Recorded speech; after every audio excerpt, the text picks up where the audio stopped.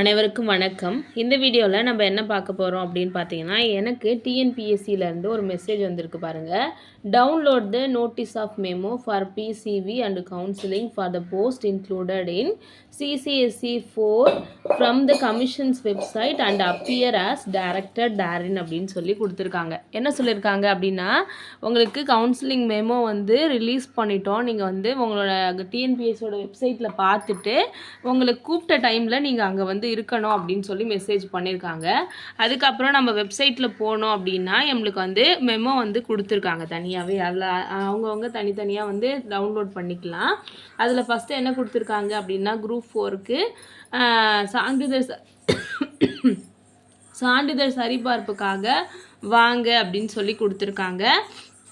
அதுக்கப்புறம் என்ன கொடுத்துருக்காங்க அப்படின்னா, நான் என்னோட வரிசை எண் கொடுத்துருக்காங்க. ஓகேவா, இது 610 அப்படின்னு சொல்லிட்டு அதோட பதிவு எண் கொடுத்துருக்காங்க. அதுக்கப்புறம் தர வரிசை எண் கொடுத்துருக்காங்க. இதுதான் 617 அப்படின்றது என்னோட ஓவரால் ரேங்க்கு. எனக்கு முன்னாடி ஒரு 7 பேர் என்ன பண்ணியிருப்பாங்க அப்படின்னா, சர்டிஃபிகேட் அப்லோட் பண்ணாமையோ இல்லை தப்பாக அப்லோட் பண்ணியிருப்பாங்க. அப்போ அதனாலே என்னோட வரிசை எண் முன்னாடி வந்திருக்கு 610 அப்படின்னு சொல்லிட்டு. உங்களுக்கும் அந்த மாதிரி தான் குறையும். அதுக்கப்புறம் சான்றிதழ் சரிபார்ப்புக்கான கலந்தாய்வு அப்படின்னு சொல்லி கொடுத்துருக்காங்க. என்னென்னா டேட் கொடுத்துருக்காங்க 23/1/2025, நேரம் காலைல 10:30, மேஜை எண் 10 அப்படின்னு சொல்லி கொடுத்துருப்பாங்க. இதில் டைமும் நீங்கள் பார்த்துக்கணும், டேட்டை பார்த்துக்கணும், அதோட அங்கே டெஸ்க் நம்பரும் பார்த்து வச்சுக்கணும். ஓகேவா. அதுக்கப்புறம் இதில் என்ன சொல்லியிருக்காங்க அப்படின்னா, நீங்கள் அந்த டைமுக்கு டிஎன்பிஎஸ்சி ஆஃபீஸ்க்கு வரணும் அப்படின்னு சொல்லியிருக்காங்க. பிராட்வே பேருந்து நிலையம் மற்றும் கோட்டை ரயில் நிலையம் பக்கத்தில் அப்படின்னு சொல்லி கொடுத்துருக்காங்க. அதுக்கப்புறம் சான்றிதழ் சரிபார்ப்பில் யார் மட்டும் வரணும்னா, யார் எக்ஸாம் எழுதியிருக்காங்களோ அவங்கள மட்டும்தான் உள்ளே விடுவோம் அப்படின்னு சொல்லியிருக்காங்க. ஓகேவா, மற்றவங்க யாரையும் உள்ளே விட மாட்டாங்க.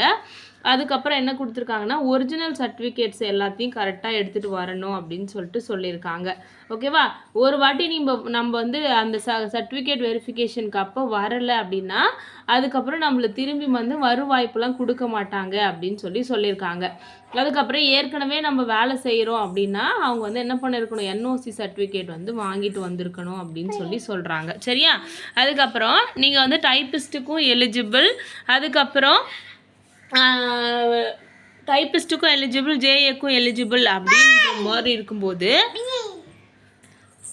எலிஜிபிள் அப்படின்னும் பொழுது நீங்கள் ஜேஏ கவுன்சிலிங்க்கு வந்துட்டீங்க அப்படின்னா டைப்பிஸ்ட் கவுன்சிலிங்க்கு உங்களை கூப்பிட மாட்டாங்க. ஒருவேளை நீங்கள் டைப்பிங்கும் முடிச்சு சிஓஏவும் ஷார்ட் ஹேண்டும் வச்சுருந்தீங்க அப்படின்னா, டைப்பிங்க்கு வந்துட்டீங்க அப்படின்னா ஷார்ட் ஹேண்ட்க்கு கூப்பிட மாட்டாங்க அப்படின்னு சொல்லியிருக்காங்க. சரியா.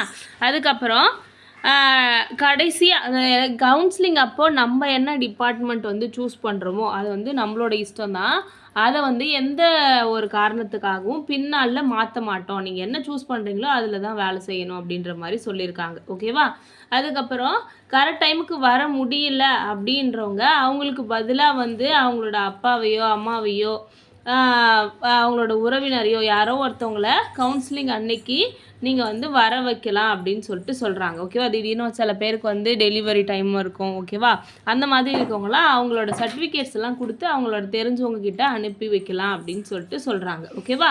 அதுக்கப்புறம் அந்த மாதிரி டைமில் என்ன பண்ணணும் அப்படின்னா, அவங்க இதனால் என்னால் வர முடியல அப்படின்றத ஒரு லெட்டர் எழுதி தரணும் அப்படின்னு சொல்கிறாங்க. அந்த லெட்டர் பார்த்தீங்க அப்படின்னா கீழே அட்டாச் பண்ணியிருக்காங்களாம். சரியா. அதுக்கப்புறம் வரவங்க எப்படி வரணும் அப்படின்னா, Aadhaar card, PAN card, voter ID இந்த மாதிரி ஏதாச்சும் ஒரு அடையாள அட்டையோட கலந்துக்கணும் அப்படின்னு சொல்கிறாங்க. சரியா. அதுக்கப்புறம் நம்ம சார்பாக ஒருத்தவங்க